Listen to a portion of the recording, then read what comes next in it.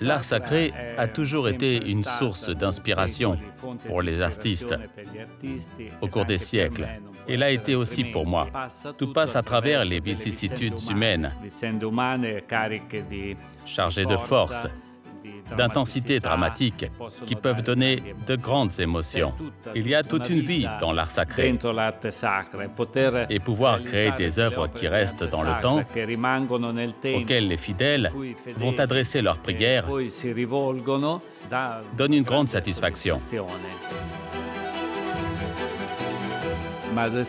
Mère Teresa de Calcutta est l'un des exemples de sainteté le plus proche de nous. Nous avons également pu voir son image dans sa force. Elle est représentée dans l'acte de faire une caresse, d'apporter du réconfort au Christ mourant, avec le Christ dans ses bras. En créant cette espèce de pitié, j'ai voulu représenter toute l'humanité à laquelle Mère Teresa s'adressait. Saint Michel l'Archange, je ne l'ai pas représenté de façon classique, avec des ailes faites de plumes, comme il est souvent représenté. Mais le manteau qui ceint ses épaules prend presque la forme d'ailes et donne de la légèreté à la sculpture. L'élément le plus important, c'est que j'ai voulu qu'il saisisse l'épée par la lame, de sorte que la garde prenne la forme d'une croix. Donc pour donner de la force au concept que la croix est plus forte que l'épée. Le diable, à ses pieds, est représenté par cette figure, sur laquelle il pose le pied et qui s'agrippe au rocher, en tentant de remonter. Padre Pio de Pietrelcina est une statue de plus de 2 mètres, placée devant le couvent des Capucins. À cette occasion, je m'étais également déplacé à Pietrelcina pour pouvoir entrer dans le personnage. J'en ai fait qu'un, mais j'en suis assez satisfait.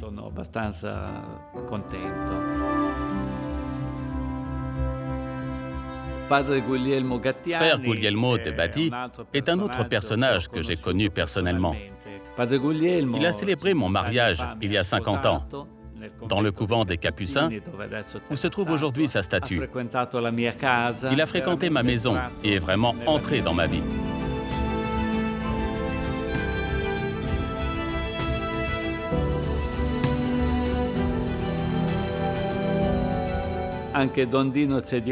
Don Dino Cedioli, que j'ai eu le plaisir de représenter, a également traversé ma vie pendant plusieurs années.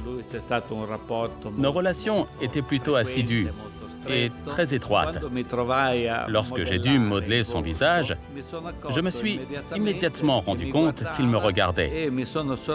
Et j'étais surpris de ce visage devant moi, parce que c'était vraiment lui. Cela a vraiment été quelque chose de très particulier. La Via Marie est une œuvre qui a été réalisée en 1987, à l'occasion de l'année mariale. Elle commence avec l'Annonciation, représentée par un ange très évanescent. Cette plaque d'environ 1 mètre par 80 cm est la première de cette série. La deuxième est la Visitation. Marie rend visite à Élisabeth, alors enceinte de Jean-Baptiste. On y perçoit la stupeur d'Élisabeth lorsqu'elle sent tressaillir l'enfant en son sein à l'approche de Marie. Pour moi, l'élément le plus significatif réside dans les mains enchevêtrées. Les mains d'Élisabeth sont soutenues par celles de son époux et s'enlacent dans celles de Marie.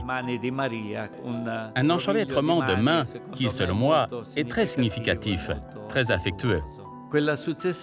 La suivante est la Nativité. Donc Marie avec l'enfant sur ses genoux. Saint Joseph se tient derrière eux et les couvre de son manteau en signe de protection. En revanche, la 4e plaque représente la douleur de Marie au pied de la croix. En l'occurrence, j'ai voulu mettre l'accent sur Marie, au premier plan, tandis que le Christ est placé légèrement en arrière. En ce qui concerne la Pentecôte, elle représente les 12 apôtres réunis pendant la scène, lors de la descente du Saint-Esprit qui eut lieu en cette occasion. Ici, Marie sort même du cadre. La partie supérieure dépasse pour s'élever, encore plus par rapport aux apôtres au-dessous.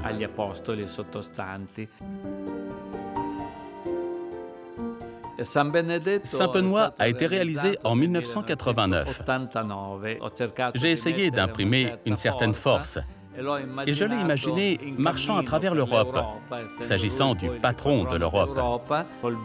Il marche contre le vent contraire, serrant la règle contre soi, cette dernière également défaite par le vent et les adversités qu'il a dû affronter.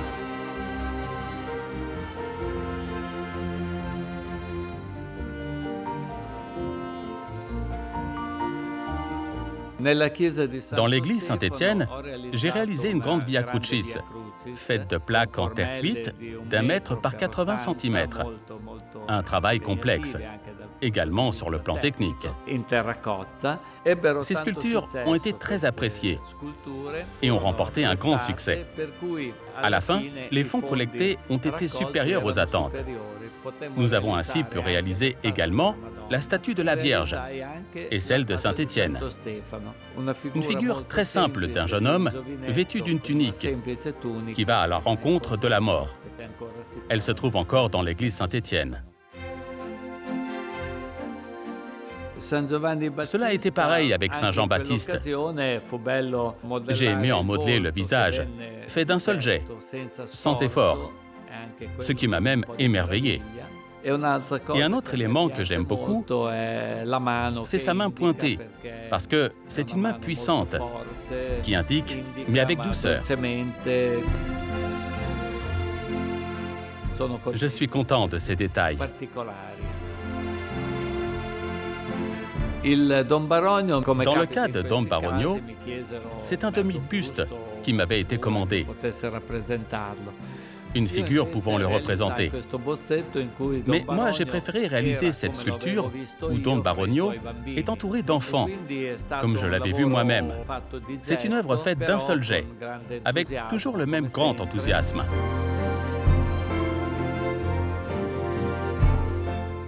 Toutes mes œuvres sont faites avec le cœur, et j'espère vous avoir transmis ce sentiment.